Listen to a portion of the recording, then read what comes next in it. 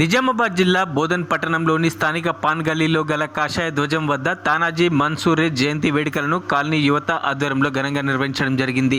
ఈ కార్యక్రమానికి ముఖ్య అతిథిగా పసుపులెట్టి గోపీకిషన్ హాజరై తానాజీ చిత్రపటానికి పూజలు నిర్వహించారు.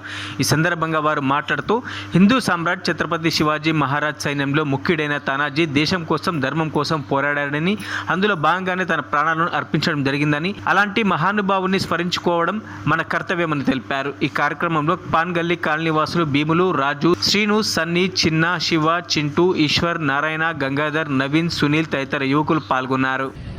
ఈరోజు బోధన్ పట్టణంలోని పాన్ గల్లీలో కాషాయ జెండా దగ్గర ఈరోజు ఛత్రపతి తానాజీ మాన్సురే గారి యొక్క జయంతి వేడుకలు నిర్వహించడం జరిగింది. తానాజీ మాన్సురే ఈ దేశం కోసం ఛత్రపతి శివాజీ మహారాజ్ యొక్క సైన్యంలో ముఖ్యుడిగా ఉండేవాడు. ఆయన ఈరోజు రాయగఢ్ కోటని జయించి ఆయన ప్రాణాలు అర్పించడం జరిగింది.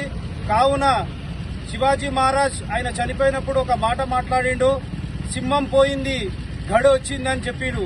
కాబట్టి ఇలాంటి గొప్ప మహానుభావులు ఎందరో ఈ దేశం కోసం, ఈ ధర్మం కోసం త్యాగం చేసి తన ప్రాణాలు వదులుకుంటేనే ఈరోజు ఈ భారతదేశం ఇంత స్వతంత్రంగా మనందరం అనుభవిస్తా ఉన్నాం. కావున ఈరోజు తానాజీ మాన్సురే గారిని పానుగల్లి యొక్క కాషాయం జెండా దగ్గర వారి యొక్క చిత్రపటాన్ని పెట్టి పూజించి వారిని జయంతి వేడుకలు ఘనంగా జరపడం జరిగింది. కావున పానుగల్లి యొక్క యువకులకి మేము ధన్యవాదాలు తెలుపుతా ఉన్నాము.